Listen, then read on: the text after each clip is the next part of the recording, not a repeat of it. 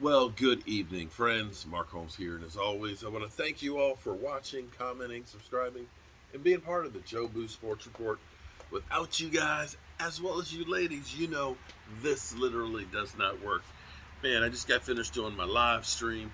Man, I love my people. I got the best people in the world, but I need you to make sure you do something. Make sure you do not forget about Mama. It's Friday night. You got all day tomorrow to get your stuff together to take care of Mom. Mom took care of you, or at least had you.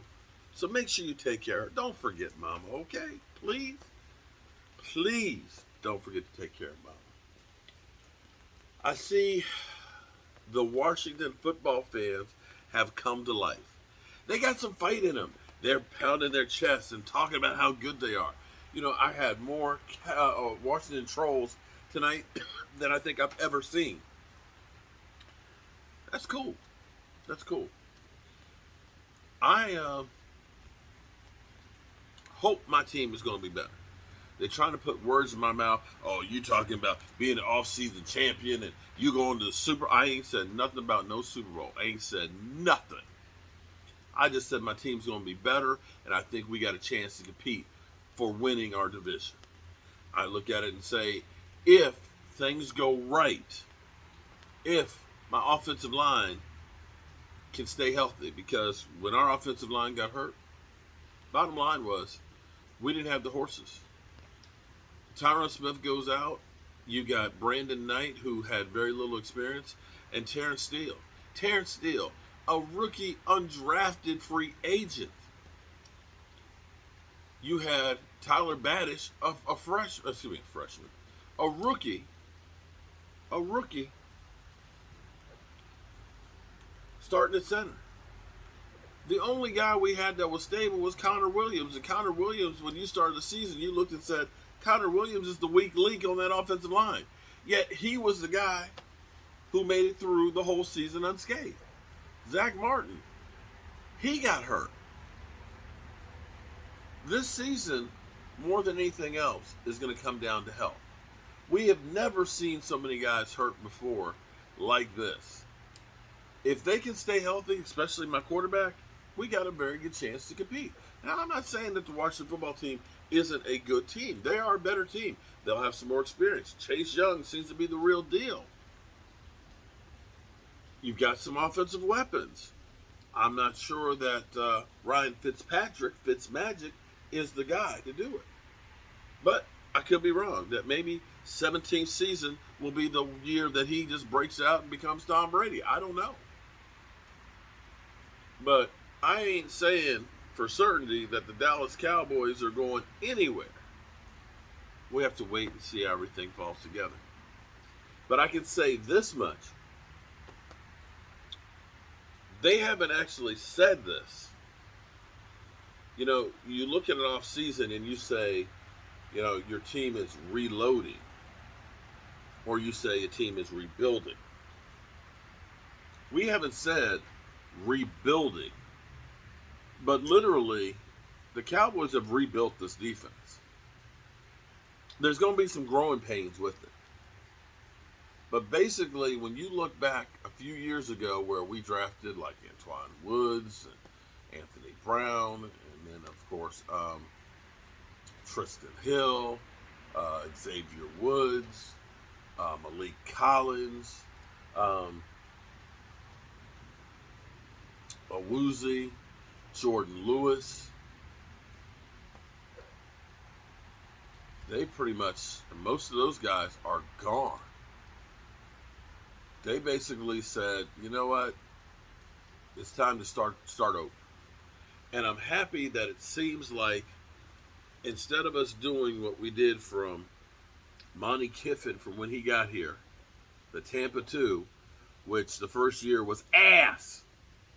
Instead of saying, okay, we're going to start in another direction, they promoted Rod Marnelli, who tweaked and got the team to play better with that Tampa 2 antiquated bend don't break defense. And after this past year, when they tried to evolve the defense, with Mike Nolan, and unfortunately, Mike Nolan just didn't seem to be the guy, and you had so much resistance. Thing that was crazy was Alden Smith was the only one who wasn't complaining about the defense. You had Xavier Woods saying, nobody gives 100%. You had Jalen Smith saying it's too complex. Well, I think in some ways, the Cowboys pulled a Jimmy Johnson on Jalen Smith. And by that I mean, famously, Jimmy Johnson had a kicker who was complaining about his asthma. And Jimmy Johnson said, well, take your asthma ass over on that other field, and proceeded to get rid of him. This Dallas Cowboys defense, it may have some traits of the old defense, but clearly this defense has evolved. And I think in a way they're telling Jalen Smith, take your asthma ass over on that other field. That you're going to be about what we're doing. And this defense is going to change and evolve. I almost want to say,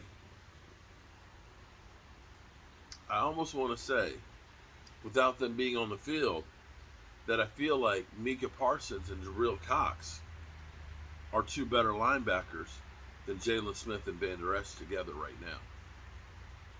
And I think this team is looking at it from the standpoint, because when you look at guys that have had some success here or have had success in the NFL, they're just staying away from it. KJ Wright still got some miles left on him.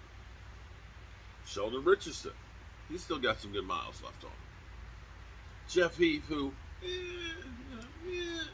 still got 3 interceptions, still could add a little something to it. I tell you what, y'all are, laughing about Jeff Heath, but the thing that Jeff Heath has better than almost anybody, I wish Jalen Smith had Jeff Heath's heart. I wish Xavier Woods had Jeff Heath's heart and drive. Because one thing you will never, ever hear from Jeff Heath is that nobody gives 100%. That's some bullshit there. You'll never hear a guy like Jeff Heath say that. So when you look at this whole situation, Tyrone Crawford gone. Antoine Woods gone. Malik Collins gone. Alden Smith gone. Jalen Smith. Van Der Esch. Although cutting them, their salary is now guaranteed for the year. Doesn't help you any. So you might as well hold on to them for another year, regardless. But more than likely, with all of the linebackers that you have now, they're gone. You're going to have a totally different defense next year, and I'm okay with that. Because at least the Cowboys are saying, we can't stick with the status quo of, we're okay. No. They see that the shit was broken, and they just tore it all up and it's starting all over. And I'm happy about that. So, that's it, friends. It has been a long couple of weeks. Thank you for the shouts outs for my mother-in-law. She's back in the hospital, but they know what they found out what's wrong with her, and tomorrow she'll get a procedure, and hopefully everything will be perfect, or we'll go through fine on that, and maybe she'll be out of the hospital on Monday. Not where you want to spend Mother's Day, but life is crazy. All right. I want to thank you all, as always. Cowboys 1st and 10. You are the winner chicken dinner tonight of our Joe Barty drawing. So email me, cowboysmark94@gmail.com, so we can get it out to you. I'll check with you guys later. Peace. Oh. Gotta turn out the lights there. Peace. Oh, programming note. Tomorrow's going to be a very, very busy day. My man Jet D is coming up because way up there, okay, it's literally 3 stories. I'm a little punk ass biatch, and I don't like to get on the ladder when it's kind of straight up. So Jet's coming over to help me with that. But and like, okay, who cares? I don't care about your gutters. But that's not the thing I want to talk about. Jet, who is the most interesting man in the world, who used to ride bulls. He was a bull rider. Jet, who can cook anything. I'm talking bear. I'm talking, antelope, and I mean, he smokes everything. Okay. I bet he's smoking rattlesnake. I bet you he's smoking rattlesnake. Um, Skydives, scuba dive. You name it, he does it. He gonna do the chip challenge, and he said he don't want just one. He said he want 2. Ooh, ooh, that's a tough man there. And also, Philly below 500 wants me to be on his show. So I will probably I'll probably live stream it on my channel as well. So look out for that. And JMU is in the FCS um, semifinals. So we got all that on tap tomorrow. So we'll see you in the morning. Peace.